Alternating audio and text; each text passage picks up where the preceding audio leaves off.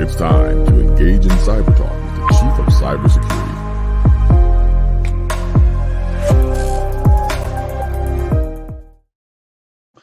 Well, good afternoon, everyone. Welcome to another great episode of the Chief of Cybersecurity YouTube channel here. Today, I have my special guest that is coming back with us from last week, Mr. Anthony Grantham. Is going to be. Let's rock and roll today. I'm grateful to be back again. Well, thank you, Anthony. How's it going? It's going well. It's going well. Thanks for asking. I appreciate you having me back. It's always a pleasure. Yeah. You know, one of the things that I've always stated was that in this world of cybersecurity, everyone has a definition of risk. Yes. If, for instance, I were to go to one document and look into that document and try to understand risk, there's going to be different language being used, and it can draw in some differences from various people, various ideas on how to frame risk. Yes. As a CISO, I think it's most important that you do understand risk. Right.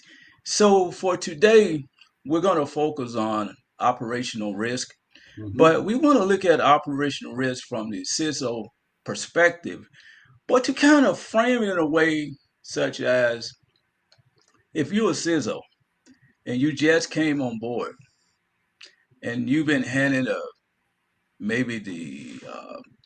let's just say, for instance, the executive board has given you a set of guidelines based on the previous risk conditions that the organization had, and knowing that that organization now has some serious problems. Yes. And your goal is to fix the problems. So what I want for you to do is to start us off by framing risk. Tell us, how should risk really be identified and the true nature of risk and some of the elements that make up risk? Well, as you know, thanks, Dewayne. As you know, I never deviate from the guidance or the NIST definitions. I always stick with what's true to the guidance because I know that's what keeps me out of trouble and keeps me out of jail. So even though there are a lot of different definitions of risks out there, I always go with threat times vulnerabilities because I know that if I have my arms around what my threats are and I know what my known vulnerabilities are, then I have some indication as to what my risks are to my environment. So threat times vulnerability will always kind of lead you in the right direction if you can focus on each one of those, both individually and together, to help establish your actual risk posture and what risk you have in your actual environment. That's where I always start. The true NIST definition of risks is where I always start. So I don't deviate too far from the guidance. Right. I'm glad you brought that up because during the times that I was writing the cybersecurity mindset, one of the things that I focus on is how to simplify information. Yes. And knowing that cybersecurity can be complex in so many different manners. If we go back and look at history and also look at some of the language being used and also look at some of the information outlets that we use from social media and any of the technology websites, sometimes they can be misleading. And I've spoken to a great number of people that have told me, said that one of the problems I have with cybersecurity is just really try to understand how to frame cybersecurity. Right. If, per se, we take that same concept and transition that over to a CISO who has just started his job, his or her job. Because as we speak now, there's a CISO that just started their job probably this week. And I'm pretty sure that they have been given a set of guidelines that stated these are the company problems. Yes. We need a plan in place to fix them. to fix them, Yes. right? I just hate that word fix, because Exactly. fix Yeah. is like taking a wrench and turning it one time and it's done. But in Right. cybersecurity, that is Exactly. not the Exactly. case. In the cyber world, we prefer to use the word remediate than fix. Yes, That's a lot yes, better word than fix. Hmm. yes. So what I like to think of is that when a CISO tries to look at risk, Yes. and a CISO has to frame risk, and going back exactly to everything that you have said on the basic formula, Hmm. threats times vulnerabilities equal risk. Hmm. That is a simple formula. Yes, it is. But if we look at cybersecurity in its own way, it's difficult for a lot of organizations and people to make that formula operate and work. Right. So I want you to deep dive back into your history. Hmm. Think about some of the ways that you have taken that formula and simplified it in a way where your clients or your coworkers or Hmm. some CISO have said, Anthony, I have never seen this before. Well, one of the things that initially comes to mind is the fact that you have to understand first and foremost that every networker, every computing environment is going to have risks. There's no such thing as a computing environment that does not have risks. As a matter of fact, we say in the industry, the only environment that doesn't have any risk is the environment that's unplugged from the wall. Okay. If you want an environment that doesn't have any risk, then you better simply unplug it from the wall. That's the only way you're not going to have any risk. Okay. Well, that being understood, the way that I have gone out of my way to simplify it for those is simply by ensuring that they understand that risks as as an individual definition can be something as simple as driving on the highway and driving in the far right lane as opposed to driving in the far left lane.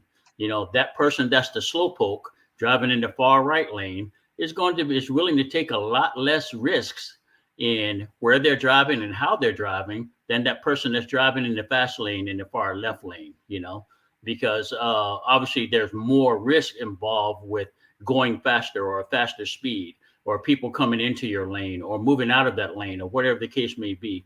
So when you simplify it that way, people tend to understand, okay, I understand now that everything we do in life has a risk. We take risks all the time. Sometimes we take more calculated risks than others, but there's always going to be risk in just about everything we do. We make decisions, and CISOs make business decisions and operational decisions based on the amount of risk that they're taking in their organization. So when you break it down like that, people tend to really understand that there's risk in everything that we do. And and our goal as security professionals is to simply get our arms around and understand what risks we take within our organization, and to be able to put a framework around the risk that we're taking out in our organization, so we can put more risk here or less risk there based on the bang for buck or return on investment that we're getting in the amount of risk that we're taking. Here goes a here goes a point I want to bring up, because you said something that was very interesting, Yes. and that is, as a CISO, is try to understand the amount of risk that you're taking for a particular organization. Yes. So let's step in that for a second, because we know organizations can be as wide as they want to be and as Yes. small as they really want to be. In that concept, Hmm. what should be the security mindset of a CISO who is walking into an organization and stating, okay, then I need to identify Hmm. my most risky and Hmm. vulnerable areas? Hmm. What is that approach they should use? Because they could pick up 20,000 books, Right. or they could go out and Hmm. pay $20 million, Right. or if they really want to make it simple, then they can go read the cybersecurity mindset. Yeah. Now, from your experience, how could one of those CISO make it work? Well, there's a couple of things that Mr. or Miss CISO can do to kind of lessen the impact on what they have to do to understand the amount of risk coming into their organization and how to how to direct that risk accordingly. Actually, 6 different things, about 5 or 6 different things. The first thing I would do is say, first of all, stick with the guidance, okay? Because the guidance is never going to steer you in the wrong direction. All right. The second thing I want to tell you to do is make sure you go out of your way to, if it hasn't already been implemented in your environment, you need to implement a risk management framework. Okay. That risk management framework is going to help you in all your decision making and help you to determine where the risks are in your organization. So, Anthony, yes. you must have been reading my notes. Because one of the questions on my notes was I was going to ask you to bring in to perspective about the risk management framework, because Yes. I have used the risk management framework before for the government, and there are some private companies that have used the risk management Yes. framework before. So let's say, for instance, if you're a CISO and you've been given that order to say that we want to implement the NIST RMF as a practice Yes. for our organization. Mhm. How would you go about to help out? Well, actually, believe it or not, there's a couple of things that I actually have in my brain from the risk management framework. Having used it and implemented it before in the past, there's a couple of things that I have in my brain. First and foremost, you have to categorize your system right off the bat. So we know that we're going to use our FIPS 199 or FIPS 200, the Federal Information Processing Standards, in order to categorize our system to determine what type of system we have, what the classification of data reside on the system. All those types of things are going to be pertinent to classifying your system and making sure you understand the type of system that you have first and foremost. Once you've categorized your system, the next thing you want to do is you want to start identifying your control set. That's number 2. You have to identify the controls that are going to be specific to that system.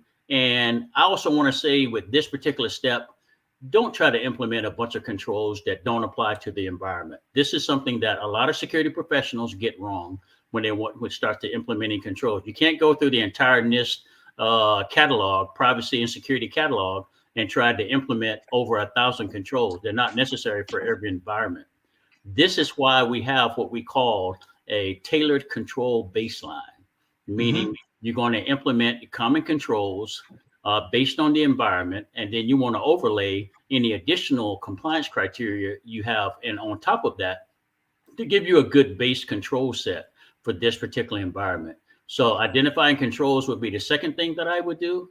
Then number 3 would be now want to start implementing controls. You want to implement controls in such a way that it makes sense, and you want to make sure that controls are actually effective. And so after you identify controls, you implement controls, you have to assess the controls, number 3.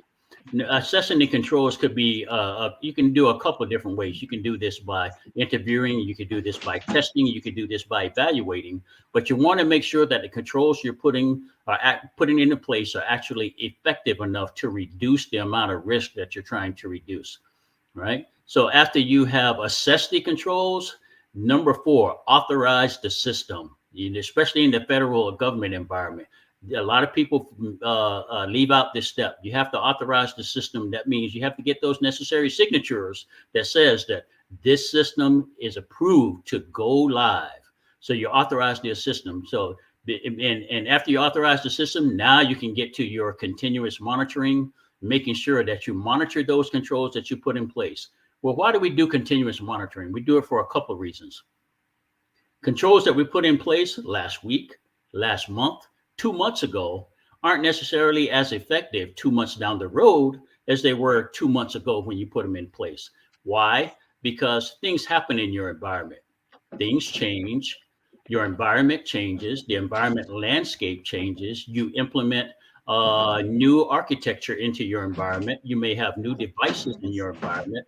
Your organizational structure may change. And we know every time organizational structure changes, you get new leadership. And what happens with new leadership? New priorities. So all of these things are reasons why controls that you put in place 6 months ago may not be as effective six months down the road. This is why we continuously monitor. So all of these things collectively, 1 through 6, all of these things collectively are going to give you the risk management framework and give you the ability to put your arms around what you're doing from a risk perspective. You know, Anthony, I will say for sure is that for some reason, I think you're looking at my notes. I'm going to be saying that because everything that you have said was part of my discussion Yes. into risk management. But let's just go to another level here, and so what I want to do now is to focus on something else, and looking at the organization and knowing that you have internal issues that you have to deal with when it comes to risk management, and you have external issues that you have to deal with Yes. when it comes to risk management. So let's look at an organization from the internal aspect, and you Yes. as CISO, because we know that you can do penetration testing, audits, Yes. and a couple other things. But I want you to share with the listeners a small plan of action Yes. on how a CISO could look at the internal organization and figure out how to make risk management successful. Yes, throughout your enterprise, you always want to go out of your way internally to make sure you have those internal controls in place. But one of the things I want to highlight is the fact that we as security professionals are sometimes a little bit naive into thinking that the greatest adversary is always from the outside looking in. That's not always the case. Your greatest adversary sometimes is already on the inside. So we have to make sure that we put those controls in place as well. Something as simple as we know why SOX 404 criteria exist now, so that we have internal controls over financial reporting, right? The same thing goes with ingress and egress into our systems. We know that our onboarding staff, our onboarding and offboarding staff, are controlling ingress and egress into our computing resources and our computing environment. Therefore, when in the event that we may have a rogue employee, or we may have someone being that just got fired from the organization, or someone internally that could just want to do harm to the organization, we have to ensure that our offboarding processes are equally as strong as our onboarding processes, and equally as vigilant about making sure we restrict access from people that we no longer want to have access to, as quickly as we give access to new employees coming onboarding. So we know that onboarding equals ingress, and we know that offboarding equals egress. So we want to take a look at those type of things as well to ensure that we are keeping a strong, tight hold around who has access into our systems, especially administrative access and special access, other than just regular access into our systems. So that's very important. That's a very important part as well. And we tend to forget that sometimes as security professionals, that sometimes our greatest adversary could actually be from the inside looking out. You know, this is such a great live stream, because I can sit here now and think about 5 live streams you and I could do together, but I just want to stay focused on the topic for today. And looking at that internal threat, are there any type of, how could I say, software programs, tools that currently used in the market that organizations probably have to, to identify those inside threats? Let's say, for instance, when you have an employee that comes on board and they're violating policies, or sending out emails, or doing things that are of negative behavior. Mm-hmm. Are Yes. there?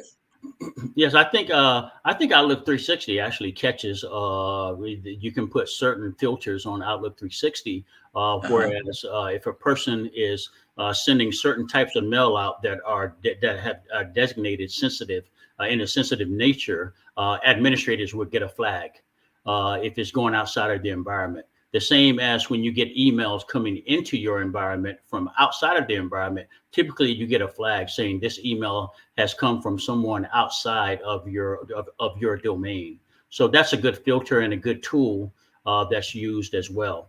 Other than that, you could have there are tools like WebSense and things from an internet perspective that have to control URLs and filters for places that you are allowed, websites that you are allowed and aren't allowed to visit, based on a certain criteria that every individual company will have. They would do a whitelisting or blacklisting of certain websites that are unallowed in that organization. Okay. So we did the internal threats. Let's go Yes. take it to the external threats. Mm-hmm. I know, for instance, that a lot of organizations spend a lot of time trying to defend their enterprises from Mm-hmm. external attacks. When I Yes. look at a cyber protection strategy, Mm-hmm. looking at data loss prevention, looking at zero trust, Yes. taking a deep dive look into your platforms, Mm-hmm. such as your application environment, your cloud environment, and your data environment, and your infrastructure, and your identity, and your network environment. And knowing that those are the components that make up your cyber protection strategy. Mm-hmm. From your experience, how have you seen CISOs and organizations been very successful at using any of those platforms and tools or Mm-hmm. methodologies to make sure that their cyber protection strategy operates? Yes, I've been a part of a few organizations that really put a lot of emphasis on not only firewalls, but web activity firewalls, your WAFs.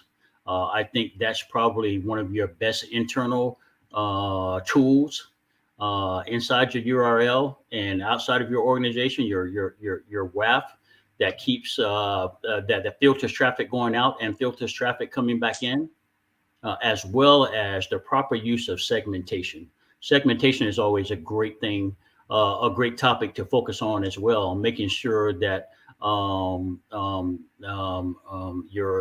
endpoints end in a DMZ and you have proper segmentation, because we know that different types of different classifications of data will sometimes ride on different subnets within the same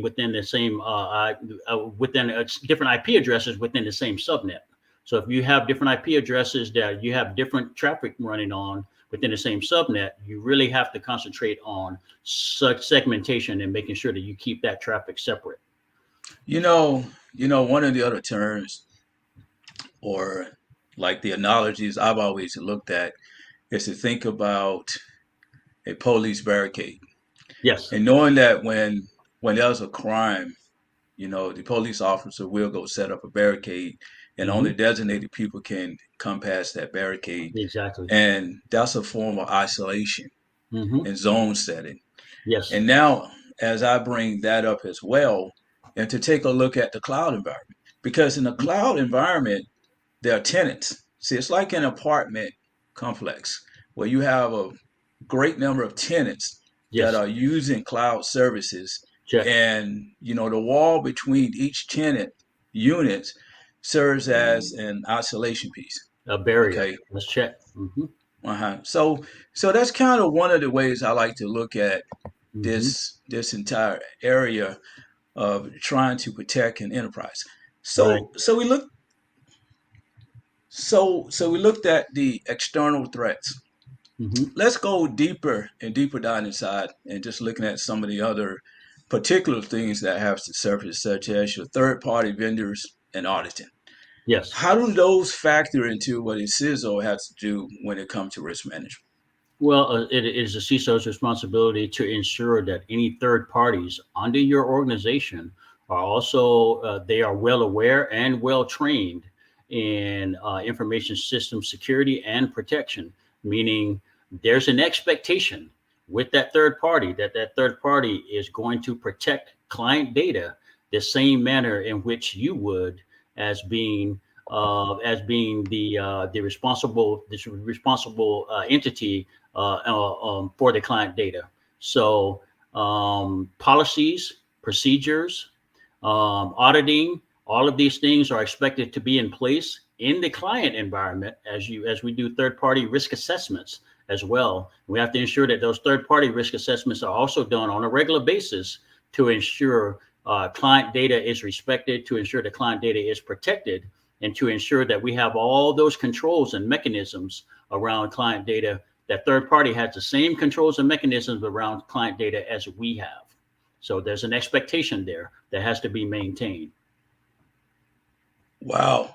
Well, what I would say for sure is that there's a lot of great information when it comes to risk management.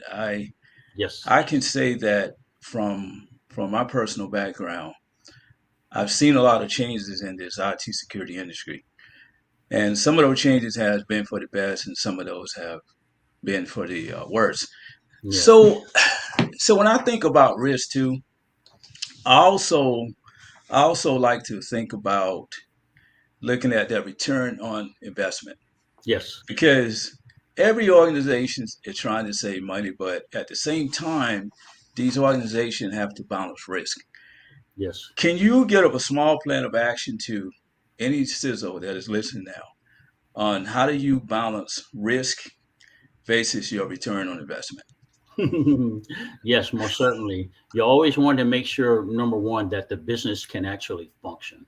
Okay, security is never meant to be a stopper in terms of the business being able to go forward and function. Security should be a part of the business function, meaning a partner, a parallel partner with the business in making sure that they can both coexist peacefully. Hmm.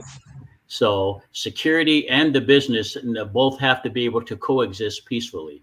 In terms of being able to give an example of what a CISO should do in terms of that coexistence, number one is just make sure that you have the right people in the right places that making risk-based decisions, meaning that person has the technical acumen to be able to go to the business.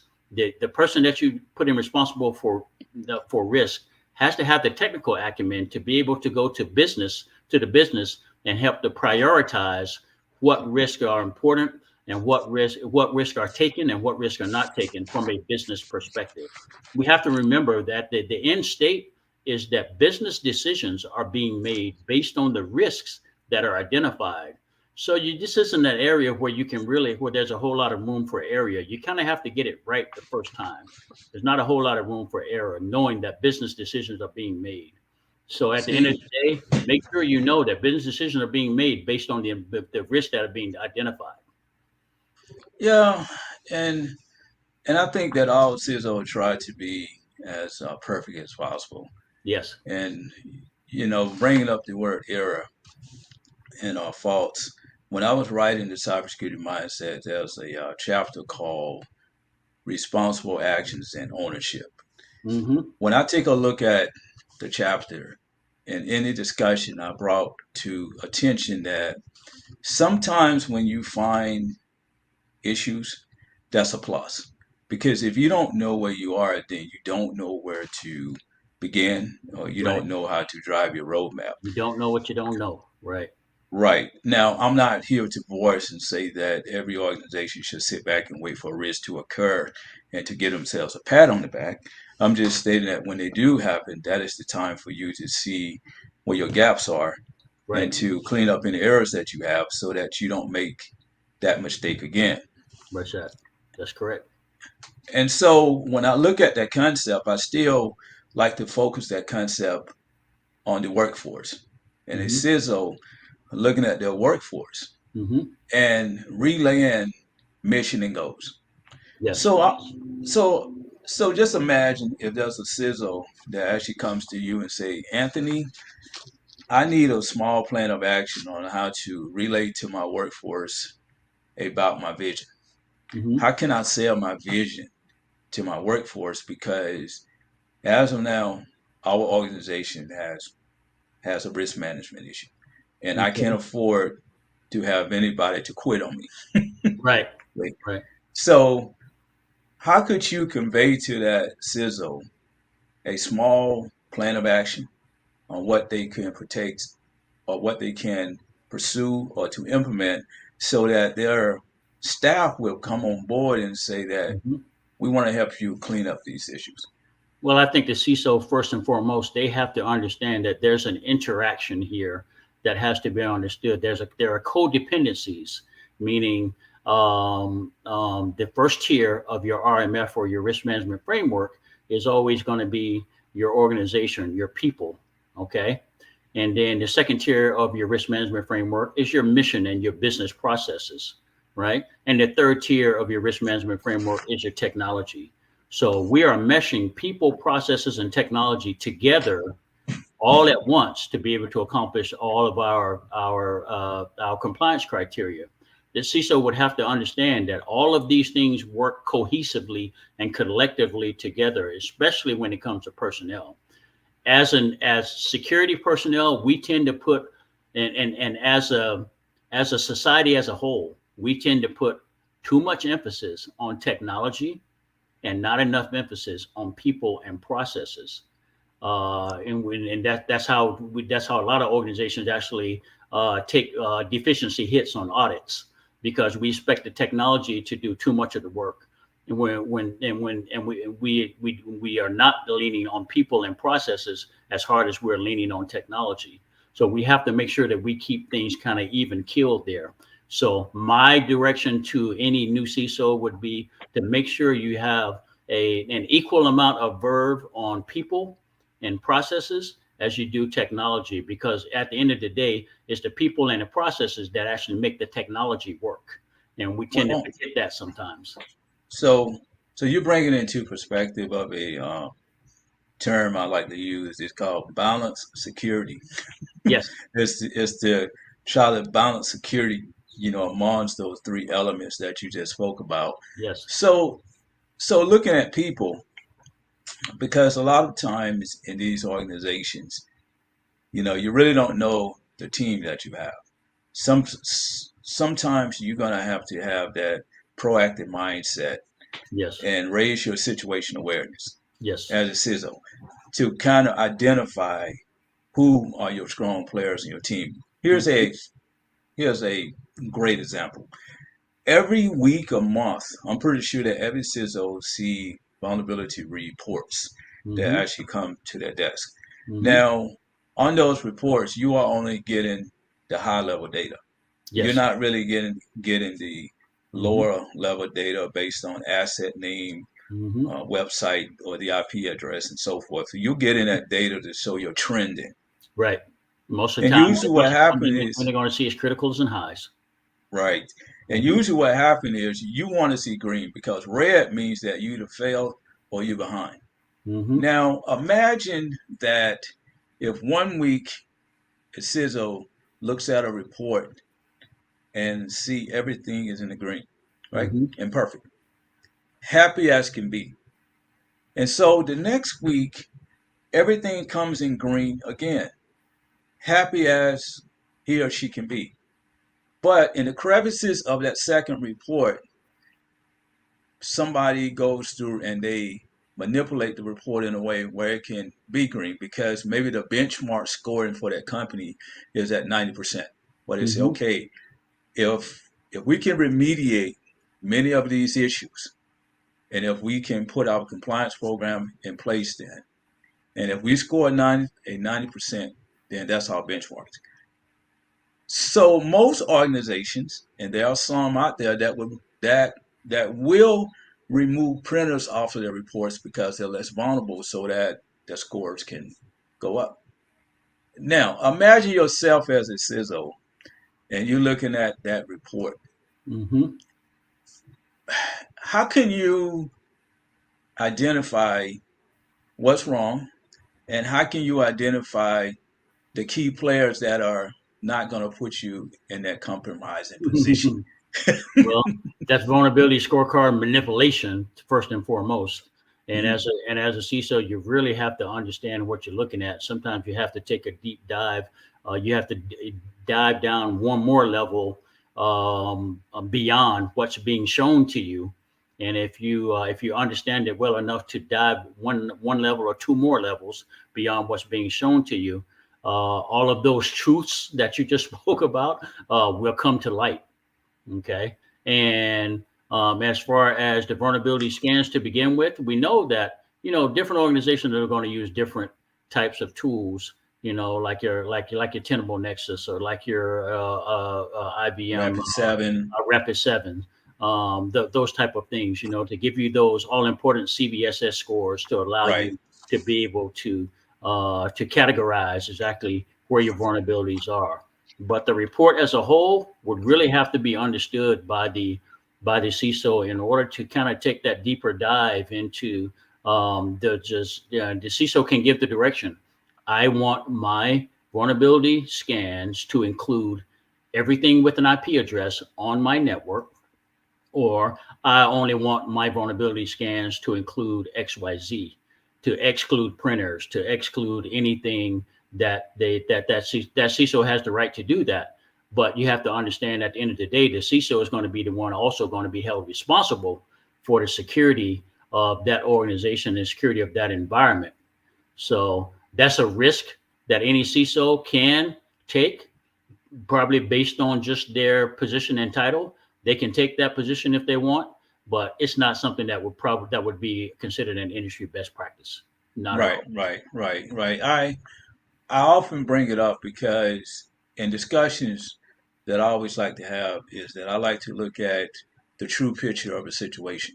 Mm-hmm. See, like these are the smaller pieces of issues that are normally never thought of Right. and normally never brought to the surface Right. because no one would expect these things to happen. And most CISOs are going to want the entire picture. They're not going to want a watered down version of what our true security posture is or what my true vulnerabilities are. They're going to want the true picture, not a watered down version of it. Right. So now that you bring up a very interesting term called true risk, Mm-hmm. right? So let's dive into true risk for a second here because we understand that there's all kind of tools you can use to get some reports and to get numbers. Mm-hmm. And these tools will show you where you're most vulnerable because the vendors can do the analysis and they have artificial intelligence platforms set up.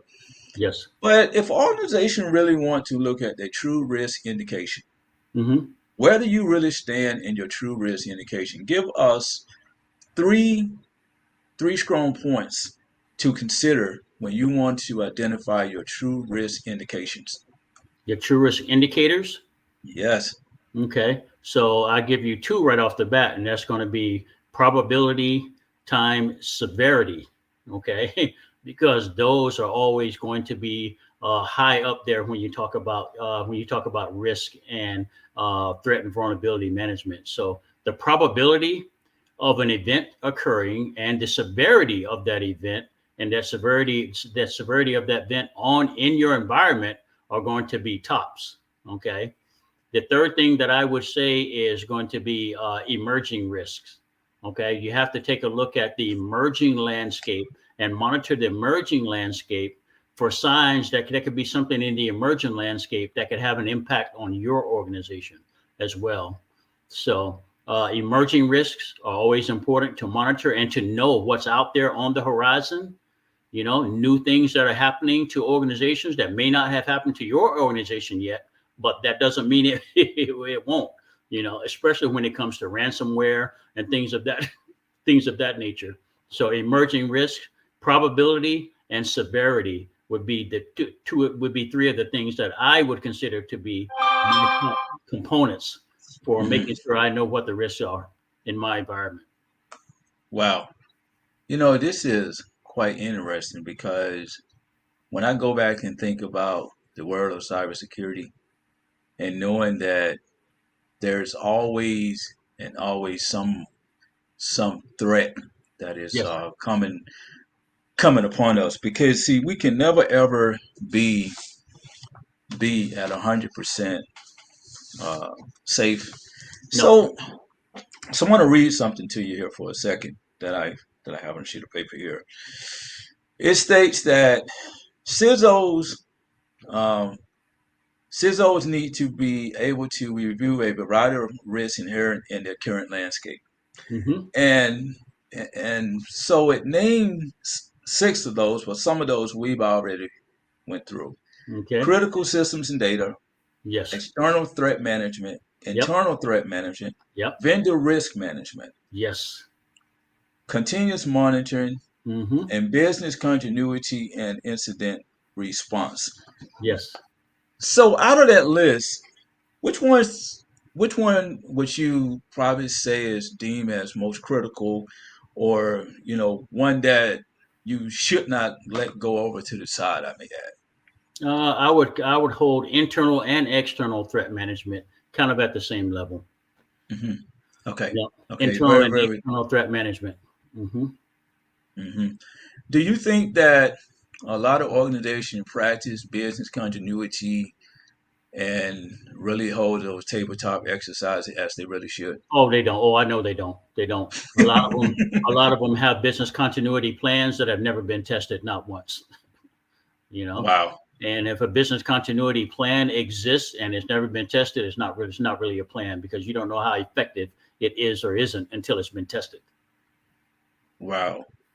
Hmm. That's quite interesting. Wow. Yes. I I always say this here for sure is that as much as the awareness goes around, Yes. where's that medium so that individuals, leadership, and anyone involved with cybersecurity can just get the Hmm. picture? Right. Now, you and I know that there's a lot of information sharing that goes around. I'm Right. pretty sure if we go to LinkedIn, we get posts every day where someone posting something on Always. cybersecurity, Hmm.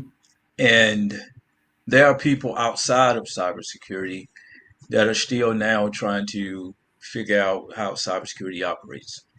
And as I look at the industry and I kind of look at the way that the awareness is going, I'm always saying that, what is the way, to make it simple? How Right. can we make it simple? And, that is the reason I wrote the cybersecurity mindset, because Hmm. I wanted to simplify cybersecurity, Right. right? Because cybersecurity can be difficult in like Yes. so many ways. So, Hmm. when we look at a CISO and looking at the six, key critical areas there Hmm. that is being utilized, do you think there are others that could be added to that list? Oh yeah, without a doubt. Yeah, yeah. There's some other things that could be added to that list. That's probably just whoever wrote that. That they either pulled that information from some documentation that was on the internet, or it was just their own, or it was their own opinion. Right. But if you talk to 10 different people, you're probably going to get 10 different lists of things that would be most important to a CISO to concentrate on as it applies to risk. Again, my guidance is always stick to the guidance, stick with the guidance, and stick with the risk management framework because therefore you can never go wrong. You can keep yourself out of jail, and you can keep a job. you know, so that's that what I'm never going to stray away from what the guidance says, because I know the guidance to be true and correct. Hmm. Hmm. Yeah. Hmm. Yeah, that's quite interesting then. Wow. Hmm. So are there any last minute, I would say, advice that you could give to executive leadership, CISOs, so that they can say, hey, I was listening to Anthony Grantham and he gave me some great information on like how to do my job. Well, just one thing, and that one thing really revolves around proactive and reactive defense as it applies to the cybersecurity world. It has been my personal experience from many different organizations, both government and private industry, that we as an organization just spend way too much time putting out fires. That oftentimes a lot of organizations spend all day, every day putting out fires, so they're always being reactive. Well, uh, that's good that you have the resources to put out fires, but at some point you want to be able to stop the fires from occurring to begin in the first place. So we want to be able to use my football analogy. We want to be able to get the defense off the field and get the offense on the field at some point. So what does that mean? That means you're doing things that help to identify what your business risks are up front and to identify what your threats and vulnerabilities are up front so that you can head them off at the pass and hopefully you don't get blindsided by things that you could have actually prevented. Well, how do you do that? Well, you can do that by monitoring sites like US CERT, like Bug Focus, websites that help to do that have already done the trend analysis that show what your trends are in the cyber risk arena. And if you're monitoring those type of sites, you can get real-time data on what's going on with the current threat landscape in the United States from a world perspective, from the U.S. perspective at least, so that you're just loaded with more information to help you make sound decisions as a CISO, and equally as good. Well, I'm gonna share something with you. I was looking on YouTube a couple of days ago, and there was a live stream where someone stated that cybersecurity was similar to like an NFL team, where you have an offensive strategy and you have a defensive strategy, and it's like playing football. So when I wrote the cybersecurity mindset, I actually gave a thought one day. I said that if someone asked me exactly what the book was about, I said that I'm gonna find a way to simplify it. So one of the ways that I simplified is to go and state that if you work in the cybersecurity industry as a subject matter expert, it is your modern playbook, because you're always trying to find offensive strategies and defensive strategies. And also, too, I've said that if you work in the executive level as a CISO, it is your modern toolkit. It is the one that shows you how to implement that cybersecurity culture. And before you go into the boardroom, you can drop that sales pitch. There you go. So and that's a lot of synergy the board will here. be happy with it. The board will be happy to hear it. They All right, then. They might reject it, but they'll still be happy to hear it. So to my audience, I'm going to ask you this question. And, I didn't speak to you about this before. Would you like to come on to the show again? Sure. Why not? Okay. Yeah, I enjoy it. Okay. It's always good conversation, and I can never talk too much about cybersecurity because obviously it's something that I have a lot of passion for, and I have had passion for it for more than 30 years now. So it's what I do, it's what I love, and I never shy away from any discussion about cybersecurity, because with every discussion you get different mindsets and get different viewpoints from other people that have had different experiences, so you can also learn some things as well.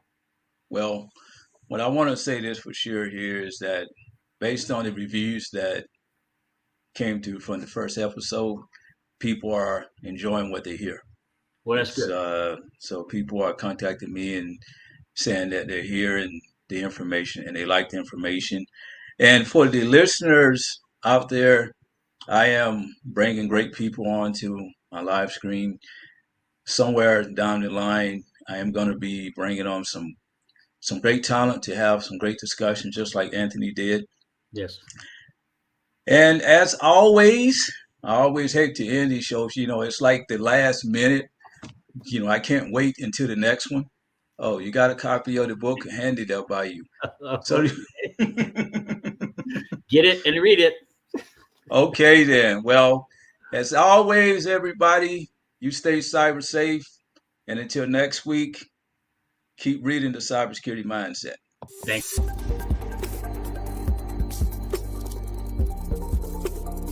You've been listening to the Chief of Cybersecurity Livestream.